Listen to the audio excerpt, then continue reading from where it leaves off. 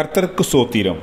இன்றைய வேதவசனம் ஏசாயா 62 அதிகாரம் 3 நீ கர்த்தருடைய கையில் அலங்காரமான கிரீடமும் உன் தேவனுடைய கரத்தில் ராஜமுடியுமாயிருப்பாய்.